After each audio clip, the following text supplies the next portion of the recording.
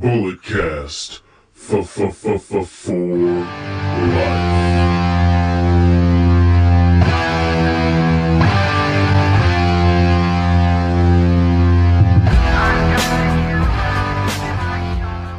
Hello, ladies and gentlemen. Thank you for the subscription, the stream, the viewing, the download, the listen. I am on the line with the Canadian Destroyer, Brandon. How's it going there, guy? Going great. I wish we weren't doing this on the phone 2 weeks out before WrestleMania, but, circumstances have it that things happen, Podcasting on the other line out of the Champions Corner, I am the reigning, defending Bulletcast champion. I am the Podfather, Philip Antoine, ladies and gentlemen. We're going to give you this performance-enhancing audio in a different way, but don't worry, next week we will be in the studio days away from WrestleMania to go over the whole card and what's going to happen. Mitchell will not be joining us on the line because, unfortunately, he was mugged last night in Fremont, so I hope he's okay. Yeah, I hope he's okay, too. I think he got stabbed or something. I don't know. I didn't think you were going to bring this up, but, kayfabe, but, whatever. To each his own. Oh, yeah. All right. Outside of the ring, Monroe, Sky, and Ms. Annan, Ms. Maurice, they welcomed their baby girl into the world a few days ago. Yeah, congratulations for the Miz. If you watched Total Divas, there was suspense because she was due like a couple days before WrestleMania, maybe on WrestleMania, but now she was born, 2 weeks ahead of schedule, so this is good. There's going to be no stress out for the Miz because there's many times where baseball players or any kind of athletes, they have babies during important times in their careers and they end up missing the birth of their children, but luckily for Miz, this didn't have to happen. It all worked out. Congratulations to Miz and Maurice. Looks like their baby girl will be wrestling Birdie at the main event of WrestleMania 50 or something, You never know. All right. Shane McMahon was hospitalized earlier this week with diverticulitis. Now, for those of you who know what diverticulitis is, you know that it cut Brock Lesnar's MMA career short. Lesnar almost died because of this. But thoughts on this and how it could jeopardize Mania? Well, obviously it jeopardizes the match. I have no faith that Shane McMahon's going to wrestle at WrestleMania because not only does he have diverticulitis, he also has a hernia, which a hernia isn't nothing to mess with. Diverticulitis is nothing to mess with. Both of them together, plus he's on strong antibiotics. Yeah. I don't understand why he would even try to wrestle at this match. It's unfortunate because they've been building to this match for 6-7 months at this point. And, obviously someone's health is not worth a wrestling match. Yeah, you got to remember Shane McMahon he's a crazy son of a gun, but he's a McMahon. He's a McMahon. Yeah, I don't know. Diverticulitis. Your abdominal pouches they get hurt or whatever. Your large intestine becomes inflamed. You can lose part of your intestines.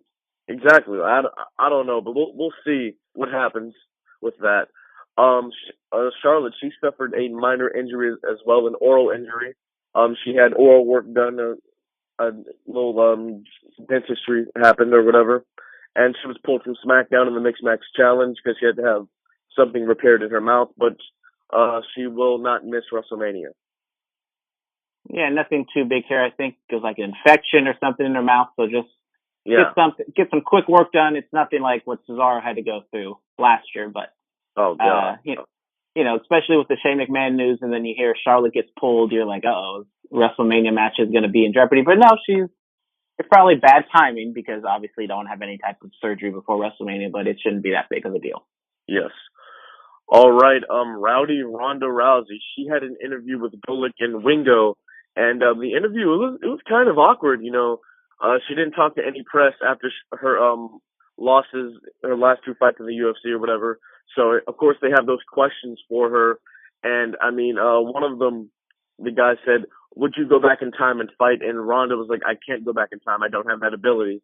So I guess she was kind of trolling the interviewer and stuff. But it was just kind of really weird and awkward to watch. Thoughts on this? I think what he meant to say was, in time, will you go back? to fight in the UFC again. I think there was a missed comma or a pause that he could have put in there. Because obviously, I don't think Golick meant to say, like, are you going to travel back in time to fight and, avenge your losses? I mean, Ronda does have the reputation of being a little feisty and being Ronda Rousey. She has her moments, and this was kind of one of them. I think it was just, I don't know if she was on the East Coast or the West Coast, because I know that show comes on pretty early, so she's probably been up for a long time. Didn't probably get too much sleep, and if you get something that you perceive as a stupid question, it might tip her over the edge. Yeah. Well, I don't know. How do you think WWE is going to handle those moments, or are they going to coach her into what to say? Because, she didn't talk to any media people. They still do have those MMA questions about her losses and, like, what that did to her mentally and stuff. She went on a press tour that day, and she was on ESPN First Take, and I watched it, and like a lot of those pieces, especially when it's like to promote the WWE, it's like just a lot of puff pieces. They're not asking like tough, hard questions. Obviously the one we're talking about was, I guess, kind of a hard question where, it wasn't really a tough question. It was a common misunderstanding, but for the most part, if Ronda goes out and does all these, because she's probably one of the biggest stars WWE has, and they're going to ask, obviously, a lot of questions about her UFC career, because at this point, there's more questions to be asked, unless people probably don't really care about her being in WWE, except for, like, why are you doing it, what the transition is going to be. But after that, they're probably going to want to know more about her UFC career, and Ronda just has to understand that's what they're going to ask. Just because you moved on to another sport doesn't mean the UFC questions are going to stop. Yes, absolutely. All right, let's finish the Mania Madness. Brendan, take it away. Okay, so shout out to Robert Tennyson on Twitter, who actually filled out his own Mania bracket. We retweeted him, so if you want to go on the Bulletcast Twitter, go look that up, see what his bracket looks like compared to ours. So we have the Elite Eight. It'd be a lot better if we had Mitchell here, because we might have some disagreements here, and we have to flip another coin. Or I just take over and say all my questions are right, all my answers are right. So, onwards to, I think, probably the toughest matchup we got here. We got WrestleMania X7. Okay. Mitchell going up against WrestleMania 31. We're going best WrestleMania. Obviously I am a little biased because I was at WrestleMania 31. WrestleMania 17, one of the biggest of all time. Philip, what do you think? I don't know. We just celebrated the 3-year anniversary of WrestleMania 31 yesterday. 31, the heist of the century, all that good stuff. You got the DX and NWO thing, but then X7, Austin turns heel. That's a pretty big deal within itself. I think that's the one where you had Shane and Vince. You had Hunter and Taker for the first time. I got to go 31. You're going to go 31. I might have to. Okay, because I can see either way. 31, obviously I was there, so it's a little biased, but like there was no real bad match on the show. There was, except for the main event, there was no like all-time classic match. 17, it has the Rock Austin match, but then it's hindered by the bad ending with the heel turn and everything like that. There's the TLC match that's like, super crazy and it's all over the place, but then besides that, there are some other stuff.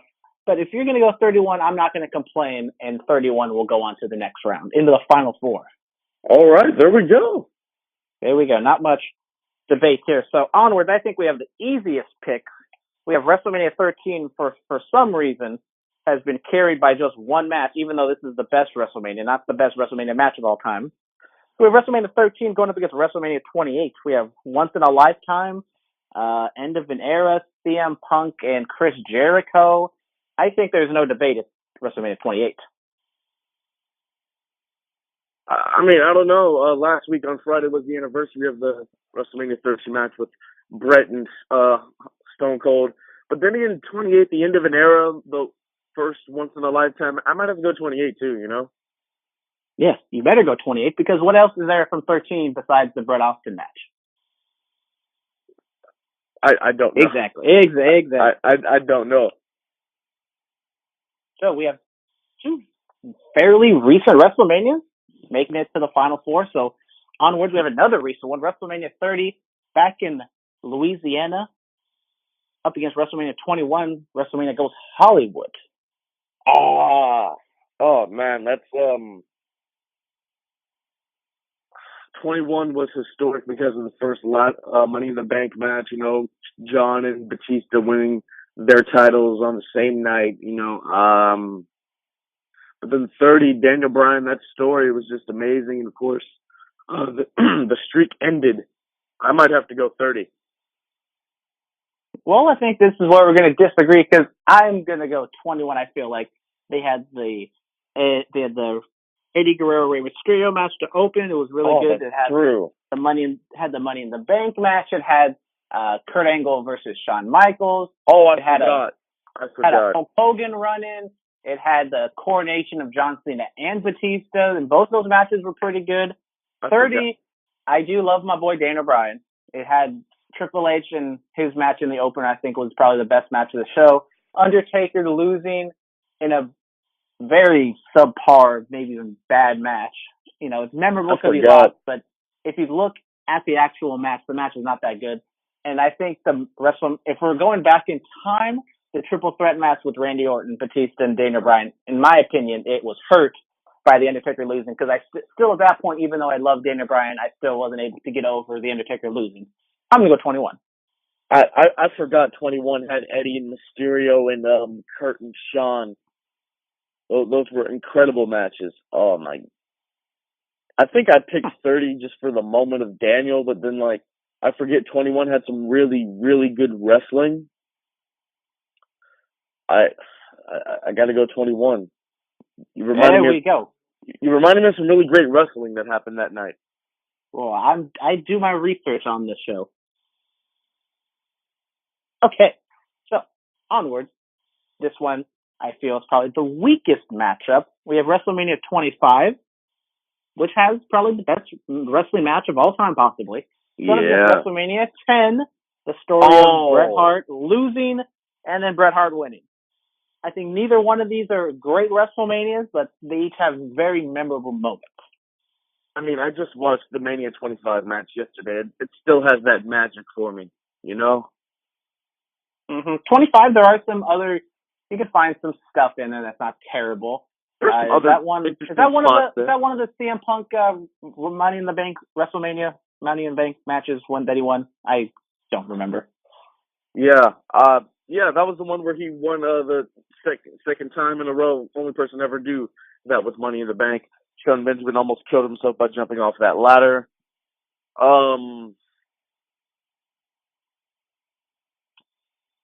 It had the World Heavyweight Championship triple threat with Cena, Big Show, and Edge, stuff like that. Rey Mysterio beat JBL for the Intercontinental title in 20 seconds. But then 10 does have the ladder match with Razor and Shawn. Don't forget that match. It does have the ladder match with Razor and Shawn. That's one of my favorite things to ever see, you know? Now looking at it, this is a lot more difficult than I thought it was going to be. Yeah. 25 still holds a special place in my heart because of that match. I got to. We have a lot of current WrestleManias. You know, we can throw in 10. Have we have an old WrestleMania in there. It'd be a great story for whatever you want. I got to keep 25 on the board. I got to. All right, 25 it is. I don't really care either way. So, onwards. 25 it is. So next week we have the Final Four and the championship matches. So we have WrestleMania 31 going up against WrestleMania 28. WrestleMania 21 up against 25. So all fairly recent WrestleManias, all happening within the last 15 years. All right. So our best WrestleMania ever will be crowned next week. All right. Boom. So, with that being said, let's talk a little NJPW Strong Style Evolve, the show that happened last week in Southern California. I watched the show. Good job live. NJPW. Did you watch it live? I did not watch it live, but I watched all the. I got to see everything. Shout out to the guy who uploads the full show and the full matches on Facebook. Good work in JPW. I mean, the camera work was so much better than the show they did last year for the U.S. title tournament. The production looked much better. The walls didn't look bare or anything like that. So I thought that. Well, this was actually. I mean, this was actual an arena. This was the Long Beach College Arena. The other one they just ran in the convention center. So there's actually no stands. It's all floor seating. So they're moving up in the world, but in a couple months they're going big time. Yeah, they are going to the Cow Palace. But no, the production, it did look better. I guess we're going to talk about really the highlight of the night, the Golden Lovers versus the Young Bucks. There was a lot more on the show than just that match. I mean, we'll talk about the big stuff, then we'll work our way back. Okay. Go for it. I really enjoyed the match. I really did. Contender for match of the year, I think. Yes, I mean, I love this match. Went around 40 minutes. It was a little slow the first 15 to 20, but that's usually what happens when they go really long. But the last 10, 15 minutes, oh my goodness, the emotion. Kenny Omega, his facial expressions, not wanting to hurt him, and then he turns and he doesn't, and then oh my goodness. It's like, if you don't watch Being the Elite and you didn't understand what was going on, I know it's all fake, but goddamn, that was emotional. I almost cried. Oh my God. For people who say the Young Bucks can't tell a story, this match has to shut everybody up. Because this was great. You have Nick wanting to hurt Kenny. I mean, not Nick. You have Matt wanting to hurt Kenny. Plus, Matt wore the weight belt that Cody got him. You have Nick saying, "Hey, let's calm down with this." You have Kenny not really wanting to hurt his brothers in arms or whatever. It was a great story that was told. Nice spots. There weren't a lot. It wasn't really flashy, but it was still some good, nice spots. The table spot was fine. I enjoyed the double team moves of the Young Bucks. I think the ending, the Golden V Trigger, I think that's an interesting tag team finisher or whatever. But you have to talk about the best spot in the entire match. Kenny brings up Matt for the one-winged angel, and he can't do it after he's just destroyed Matt, and Matt keeps kicking out, and he won't do it. He can't give him the one-winged angel, but then Matt tells him just to do it. He puts his hand on his head and he gives it to him, and then out of nowhere, Nick comes and makes the save. Oh my God, that was amazing. That was very well done. I did enjoy that spot. But of course, the Golden Lovers, they defeat the Bucks. Kenny and the Bucks, they kind of have a moment in the ring, and then the Lovers they leave, and Cody comes out and he tells the Bucks, "Hey, you had one job. You had one simple job." Now he pushed down Nick, right? I pushed down Matt, I thought. Cody pushed Matt? Anyway, he pushes down one of the Bucks, and then if you go and watch Being the Elite, his excuse was, I thought it was Kenny. And then after Cody walks out of the room, and that was segment of Being the Elite, Nick says, "I don't think we can trust this guy." So a little dissension is really, really happening now. Could we see a possible Matt and Cody versus Nick and Kenny? I don't know. I mean, this at Supercard of Honor show next week. This is really a one match card, and this match with Kenny versus Cody, I'm really excited to see what they do. Probably a lot of storytelling in the ring, but in the end, it's probably going to be a lot of fun to watch that match. It will. It will. I'm really excited for that. We also had on the card Marty Scurll and Cody going up against the GOD, my boys, the Gorillas of Destiny. Cody and Scurll pick up the win. Yeah, it kind of shows how over Cody is as a heel. Everyone booing him, even though he's a big star, and sometimes you need to come to you have the smart mark shows. They just cheer the guy because they like him, but nope, they booed him like they should have booed him. And,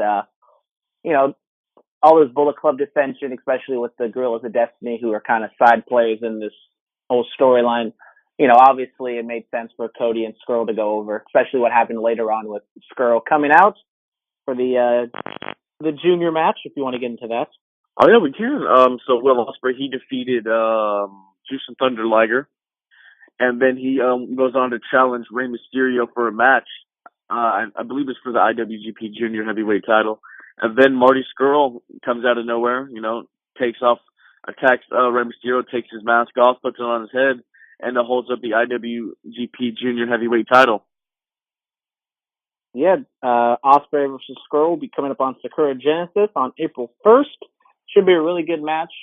Oh, that's in 2 days, right? That is when April 1st is, yes. All right, let's make it happen. There we go. Could Marty Scurll?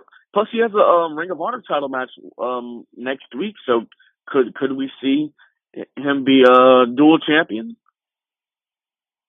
Possibly, but the junior championship matches, tag or singles, they always kind of bounce back and forth. So there's no reason for why Scurll can't hold both the title belts. I don't expect him to, but I think it's going to be a fun match to see him and Ospreay do their thing.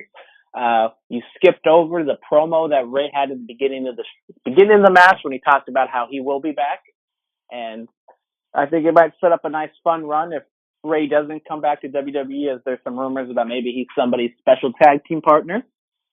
But I mean, he's basically set up 3 matches. He set up a match with Liger, a match with Ospreay, and a match with Scurll. Maybe all 4 at the same time. Who knows? But this Mysterio Liger match would have been fun if it was 20 years ago, but it's now. Liger's in his 50s and Ray's in his late 30s, I think. I mean, he's been wrestling so long. It's kind of hard to understand.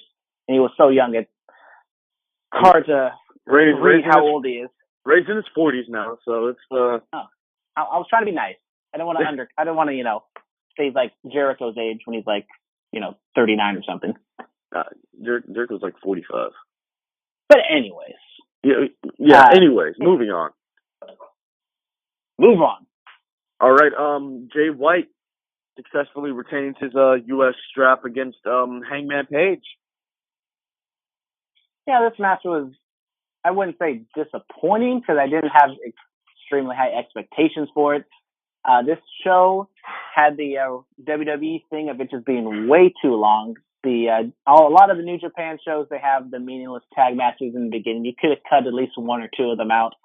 And I don't know if this match would have been helped if they cut a little bit of the time off, but they did get the crowd on in the back half of the match.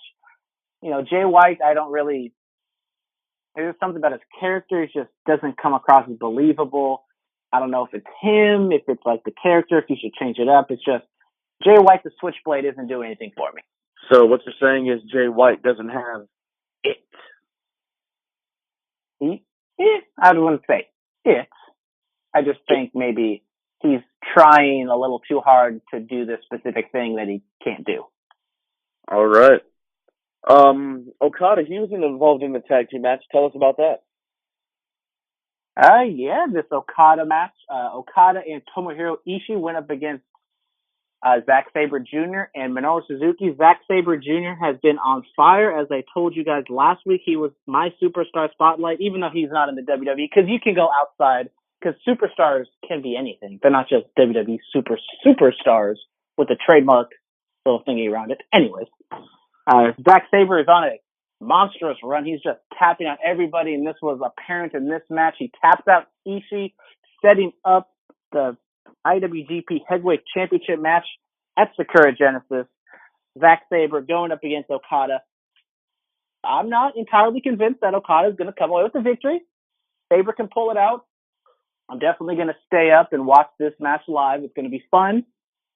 And they told a great story. Just Okada, they didn't really have Sabre and Okada go at each other that much. It was basically Ishii doing most of the work. They had Ishii and Suzuki just hitting each other with some clubbing blows, as that's what they do. Sabre stretching Ishii, that's what Sabre does. Sabre able to turn the crowd for the most part, maybe 60-40 heel reaction, which is probably the best you can do with Sabre at this point. And I really like this match. I thought this match was probably the second best match of the show in terms of, doing what it's supposed to be done and just in terms of the story they told. Exactly. Well, all right. Let's jump into the Raw recap so we can get through all the stuff that happened in WWE. So Raw, Lesnar and Roman, they brawl yet again, kind of a rehash of what happened last week. Yeah, for some reason, Roman was suspended. Then he comes back the next week, even though he's still suspended, beats up a bunch of U.S. Marshals, and then he comes back the next week, and apparently he's not suspended anymore. Yeah, I don't know what's going on with that. I mean, if you show up to your job while you're suspended, you're going to get fired. I don't understand. But it's Roman Reigns.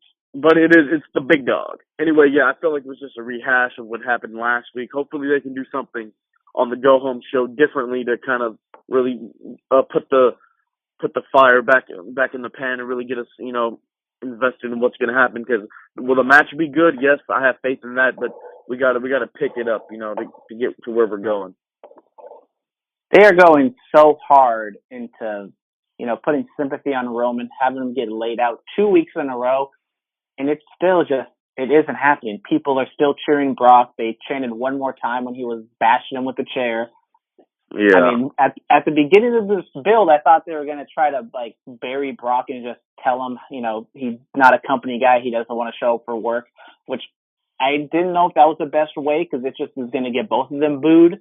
But Roman hasn't been giving, fiery babyface promos. All he's doing is getting beat up. Brock's doing Brock things, which is what people like. I am very curious to see what they do next week, and even more curious to see what their reaction is going to be at WrestleMania, because this could easily turn into a debacle of them just booing both of them because they know Brock's on his way out. Because I haven't heard anything of Brock signing or not signing. A couple years ago they did the whole ESPN special where he announced it, but I mean, I have no faith that he is going to resign. But hopefully next week Roman cuts the babyface promo of his life, because that's really what he needs. I don't think it's gonna, turn the entire crowd on his side, but Roman's got to show us something of why, yes, he is the number one babyface in the company. Mitchell. All right. Well, moving on from that, Nia Jax goes on to defeat Mickie James, kind of advancing her storyline with Alexa Bliss and their championship match at WrestleMania. Thoughts on this? It's just simple. Have Nia beat Alexa's friend. Don't have Alexa and Nia touch, because the whole story of the match is just Alexa squirming away, and then finally Nia gets her hands on her and then squashes her. Exactly. I'm excited for that. All right, so then when we come back from commercial, the Authority, Triple H and Stephanie McMahon, they have a video package of their own that plays on Monday night, showing how they work out and talking about their match with Kurt Angle and Ronda Rousey.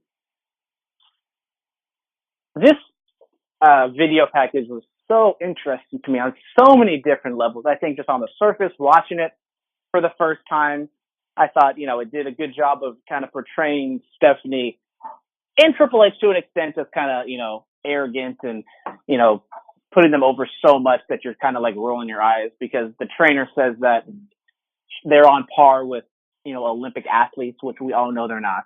But it is Triple H and Stephanie.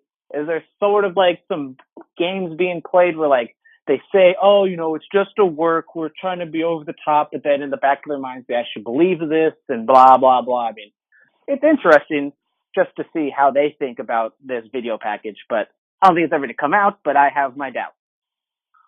I mean, it was very interesting to watch. If you've ever seen their midnight workout videos, they train hard, they train very intensely. So it'll be interesting to see how the rest of this plays out in the go home show next Monday. All right, Miz TV. I thought this was very interesting, very well done, honestly. Bo Dallas goes on to call the Miz a wannabe A-lister. Miz says he's a better Continental champion than Curtis Axel's dad, Mr. Perfect. But it was all a ruse. Happy 60th birthday, by the way. What happened? It was Mr. Perfect's 60th birthday a couple days ago. It was R.I.P. to Kurt Hennig. But yeah, it was all just a ruse so the Miz Taraj can go on and attack Rollins and Balor. And then, they handle the Miz Taraj or whatever, handle Miz. Balor gets Rollins, and then he holds up the Intercontinental Championship. He looks pretty nice with it, by the way. I mean, Finn Balor looks nice, whatever he's holding. Okay. All right. After that, Asuka, she goes on to defeat an Whoa, enhancement whoa, talent. whoa, whoa! You're just gonna. Maybe I have some things to say about this, which I have some things to say about this segment. Not just Googling over Finn just because of how nice he looks. I thought that was it. I'm sorry. No, I have more hot takes because hot takes. I didn't really like this segment. Really? Why not? Okay, who did this put heat on? Did this put heat on The Miz? I don't know. Was this intended to put heat on the Miz? That's my point. What was the whole point of this segment in terms of building towards WrestleMania? They just attack each other. I guess that was the point. Because basically, The Miz outsmarts everybody, and so he's the heel. He's the lone heel in the situation, and yet he's the smartest one in the room. You never want the heel to be the smartest person.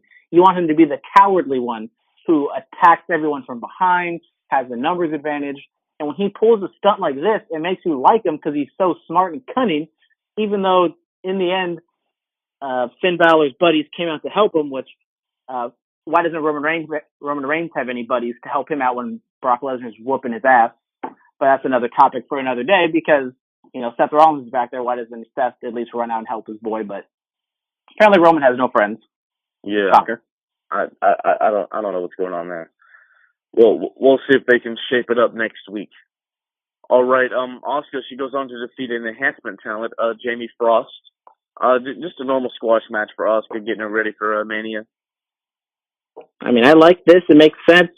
They had the jobber cut a little bit of a promo and basically walk in, get her head kicked off, and Asuka pins her. And it wasn't her normal finisher. It wasn't like the hip attack. It wasn't the crossed arm breaker or anything like that. It just kind of puts over more Asuka's repertoire, showing that she can beat somebody with anything. And it makes sense. And this is a lot better than having Asuka saying broken English. Yes. All right. Banks and Bayley throw hands. They finally throw some hands against each other, and I enjoyed it. Did you really? I did. I've been waiting to see this. Who are we supposed to cheer in this situation? Don't we just cheer Bayley because she's likable? Isn't that what we're supposed to be doing? I do not think so. I think you're speaking from the Bay Area perspective because obviously if it's Sasha versus Bayley, I'm always going to pick Bayley because she's the hometown girl.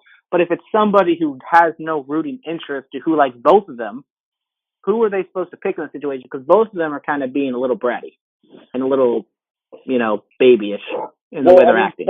Sasha, she did more of the beat down or whatever, throwing her into lockers or whatever. So wouldn't we just cheer Bayley? No, she was on the floor. Shouldn't we just sympathize with Bayley? I think it would have been better if it was just a straight up attack by Sasha and have Bayley not make a comeback because at that point it kind of shows that they're equals. And if you have Sasha attack Bayley from behind, it kind of cements that obviously Sasha is the heel in this situation because in the build you could argue that Bayley was more the heel in the situation. But yeah, I don't know. This is just building to a battle royal spot, so whatever. I just wanted them to have a one-on-one match at WrestleMania. Was that too much to ask? I mean, you're getting 4 women's matches at a WrestleMania. Or 3, 4. I just wanted Sasha and Bayley to go one at Mania. That was all I ever wanted. That's all I wanted. Well, you don't get all the things you want. Scrap the woman. I don't know. Make Mania extra 30 minutes. No. Give them a solo run. No.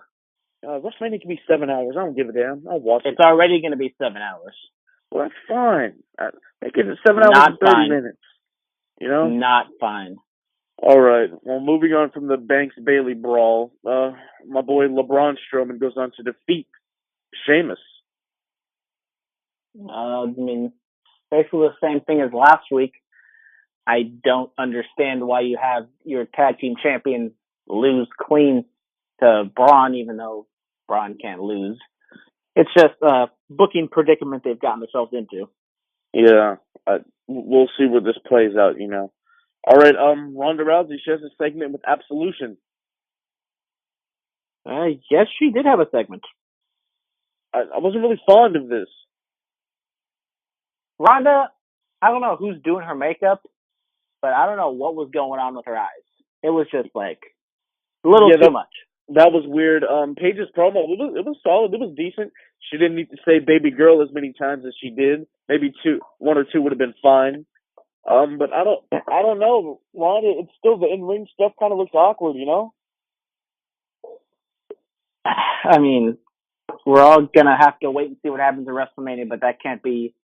You can't make your final verdict on that because once again, she's going up against Stephanie. It's her first match. Stephanie is not a ring general in her own sense, but I mean, all the in-ring segments she's been in since like the contract signing and like the opening, like except for the stuff they did with the Authority to set up all this stuff, like it just hasn't been that good. Like Rhonda, it just seems awkward. It seems like she's trying too hard, and then like the judo throws. I mean, I like the judo throws more than her probably trying to do wrestling moves because when she's doing judo throws, it looks more realistic because she's done it before. Yeah, I don't know. I mean, we've had other crossover athletes like who have just picked this up. Like Kurt Angle going from amateur wrestling to this. You have your Ken Shamrocks, Matt Riddle, a current guy. That's a nice example. So I don't know. Most people they just pick it up.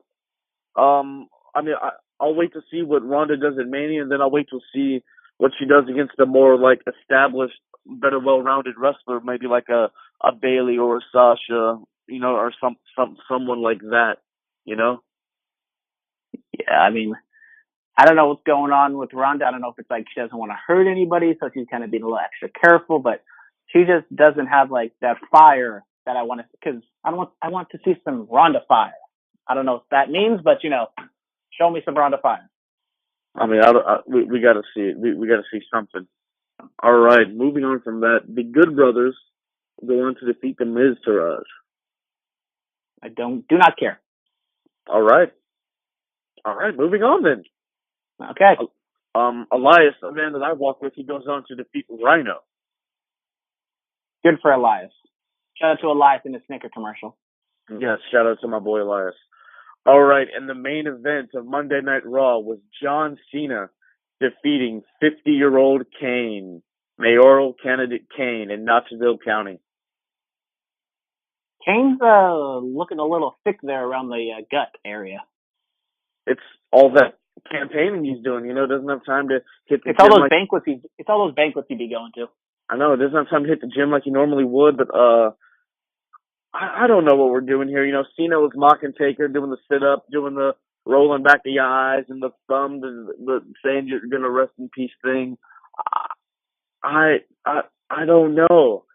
I mean, like, could we at least get like a gong or the lights flash or a motorcycle sound or something? That's the point. They're making you wait for it. They got to tease you with it. I mean, if Undertaker, you don't just go straight into it. You got to have a little tease. No, I know, but look, if Undertaker doesn't show up next week, and he just it just happens at Mania, John just shows up like, where's he at WrestleMania? That's going to be the first time ever a match has been made there, and that's not the point of WrestleMania. The point is to make the matches before so we can get hyped for it. Now, next week, something has to happen. The letters can pop up on the Titantron and say, see you at Mania, Cena, or something, We have to get something next week at the Go Home show. I'm not entirely convinced that something will happen at WrestleMania. In this day and age of just network buys, I think this WrestleMania card is big enough to where people will buy it no matter what. If there is no Undertaker Cena match, but we think there is going to be one, you can maybe do so. I mean, I don't know exactly how you do it to where like you kind of like wink and say like it's going to happen even though they didn't really do anything. I think they are going to do something next week. Maybe not an actual face-to-face, maybe, a gong or something to set up this match just to show everybody like, okay, yeah, this is going to happen. Just, cool your jets, Philip. Don't get all angry because nothing happens. You got to, a little foreplay, okay? Hey, no, I'm a fan of a long build. You're a fan of the foreplay? No, I'm a fan of a long build. You're not a fan of foreplay? What's wrong with foreplay? All right, moving on. Let's get into the SmackDown recap. So, Rusev and the modern-day Maharaja Jinder Mahal go on to defeat Bobby Roode and United States Champion Randall Keith Orton. Good for them. Rusev says he's going to be in the match. Rusev's going to be in the match. Good for Rusev. He's I know, in a better spot than the Battle Royal. It's not a triple threat. It's a fatal four-way for the United States Championship. Roode, Orton, Mahal, and Rusev. Happy Rusev Day, ladies and gentlemen. Happy Rusev Day. All right, AJ Styles and Shinsuke Nakamura have a segment backstage where Nakamura tells AJ to relax. Yeah, they've been nothing too fancy here with this build, just kind of a friendly back and forth. We can get into it a little later, but I kind of hope that they do something a little extra on the Go Home show. Yeah, all right. Becky Lynch goes on to defeat Ruby Riott. Good match. Ruby Riott and Becky Lynch put them together. They're going to have a good match. It wasn't as good as Charlotte and Natalia's match last week, but I enjoyed it. Becky Lynch bringing out the Indie Star Fire singlet again. Yeah, shout out. All right, my boy Daniel Bryan cuts a promo. He announces the match with Shane as a tag team partner against Kevin Owens and Sami Zayn. And if Kevin Owens and Sami win, then they get their jobs back. Daniel Bryan, really, really nice promo, but he says he's tired of wearing blazers. Throws it down, sporting the new Daniel Bryan shirt. So is that his way of saying he's no longer SmackDown general manager? No, I think when he's not SmackDown general manager, I think he'll say he's not SmackDown general manager. And they bring in, Hulk Hogan shows up. Oh, the real American. But you like this promo, in its entirety? You like everything about this promo? Not in its entirety. I enjoy when Daniel, he starts yelling and it gets you kind of amped up. I do enjoy some promos like that.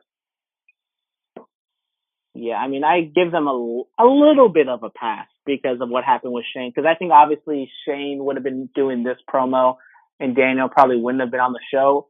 So they wanted to, they have something in mind for them next week because you need Kevin and Sami back on the show next week for them to do something. But I think it's just the whole land of opportunity line that they keep giving. I think it's just a slop. It's just code word for we have no other way to introduce, make this make sense. So we're just going to say land of opportunity. And this was another way because why would Bryan just out of nowhere give an opportunity for Sami Zayn and Kevin Owens their jobs back right after they could have possibly killed him or even, ended his career before he even started? I don't know. Daniel Bryan, is he a heel sympathizer? Is he an indie darling sympathizer? I don't know. We'll see. There could have been something you could have done that you don't have Sami and Kevin getting their jobs back. Maybe maybe you do give them their jobs back in the end, but for right now you just say I can't understand, I don't like what you did to me. I'm going to bring you back for this WrestleMania match and you're going to regret what you did to me because I'm going to do whatever, 10 times to you. Just something like that. Just, yeah. Yes. The storytelling obviously was hindered by the Shane McMahon injury, but I think you could have made something a little bit better out of it. Yes.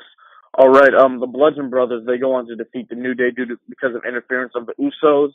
So at WrestleMania, it will be a triple threat match for the SmackDown Tag Team titles. The Usos defending against the Bludgeon Brothers and New Day.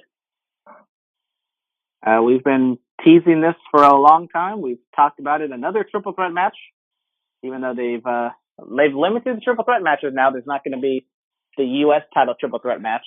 So there's one off the board.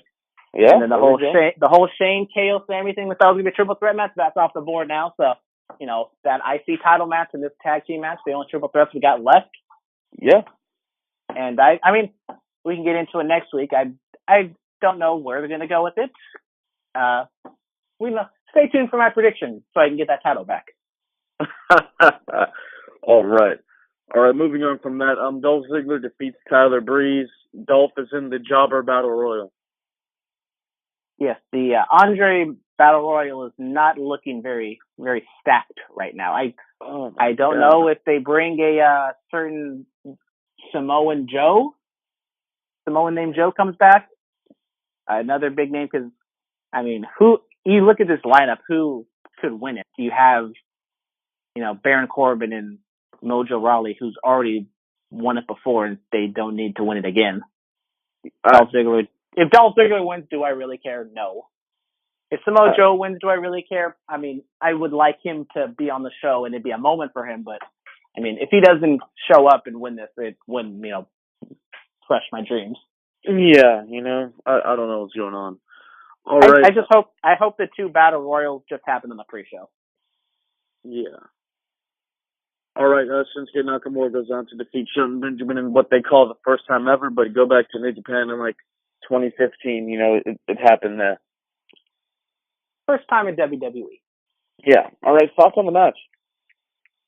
Thought it was a good match. It makes sense. Have Shinsuke go up against Shelton in the tag team division, so not a big loss for him here, but it makes sense. Have the guy going up for the championship beat another guy, and this is kind of a nice way to have a main event that's fresh, but it doesn't take away a matchup you're going to do down the line. Yeah. All right. Well, after the match, Shinsuke and AJ, they have a promo segment together. I thought it was fine.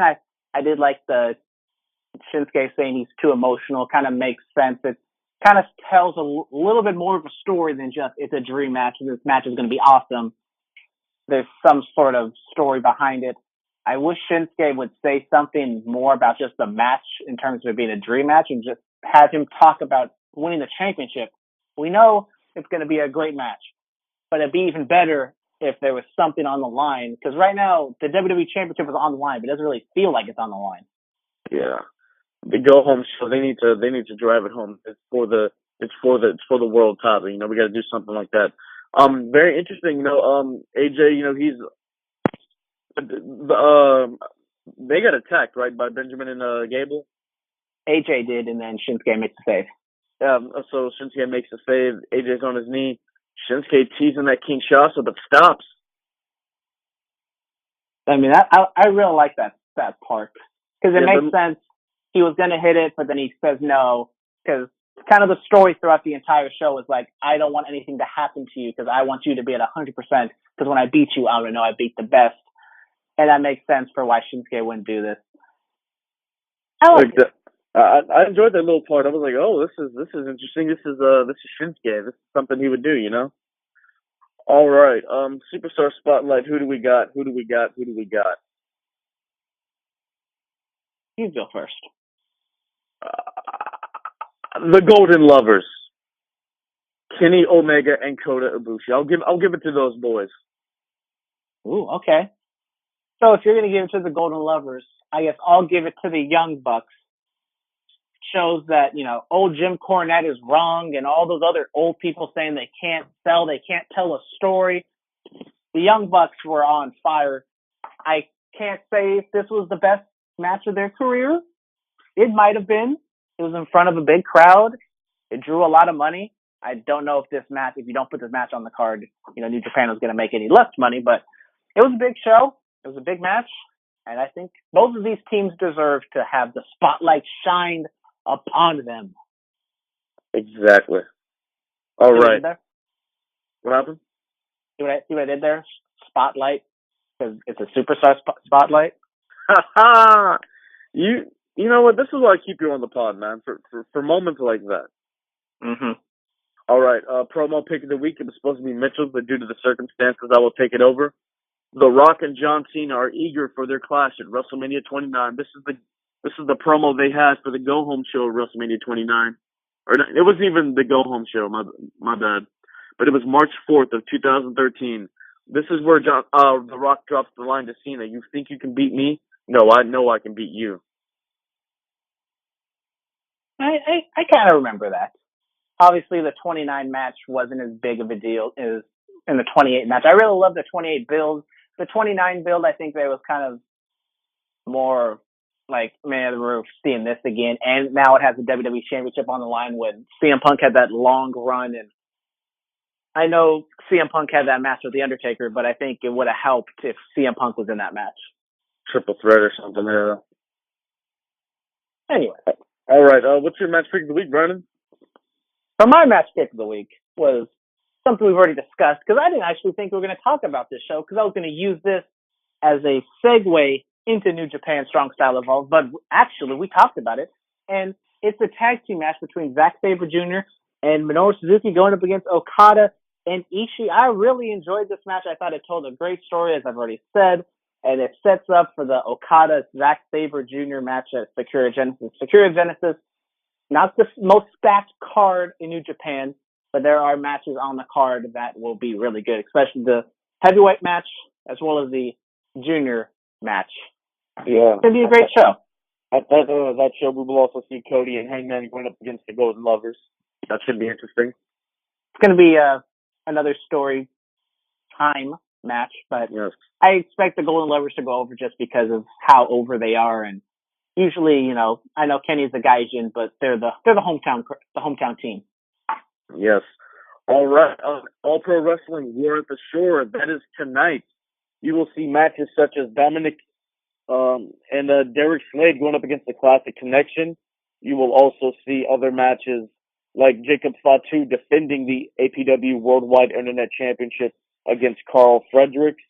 You will see Flip Gordon making his return to All Pro Wrestling going up against one half of Lion Power, Marcus Lewis. There will be some returns from guys like Sin, Papa Esco, Amish Johnson, the Berkeley Brawler.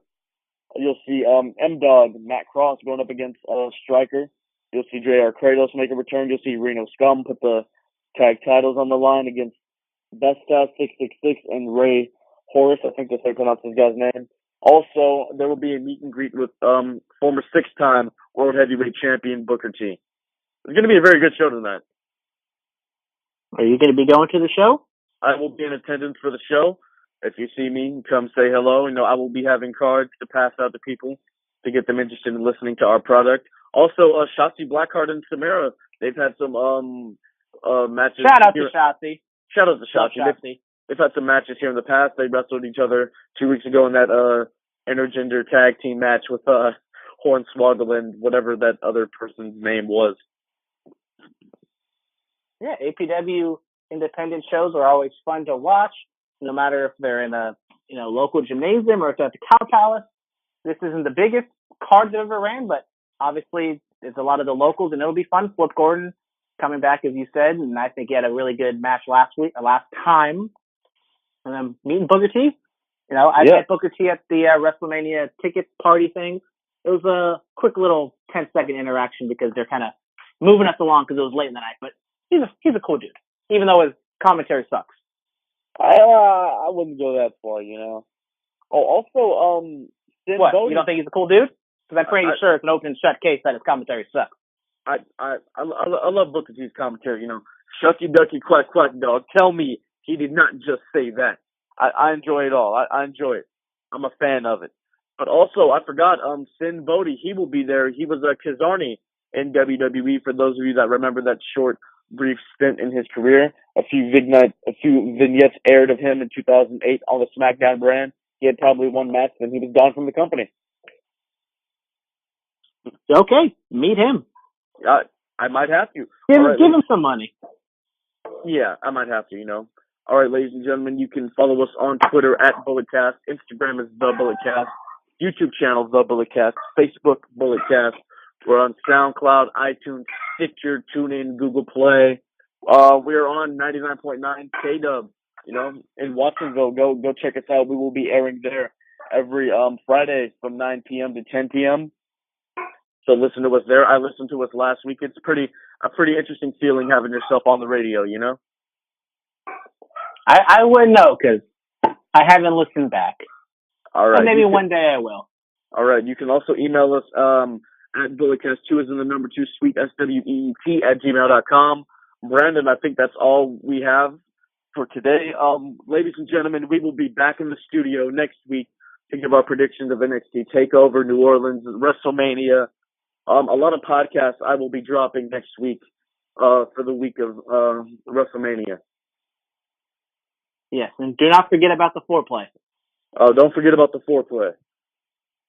All right, buddy. Mhm. Goodbye and good night. Bang.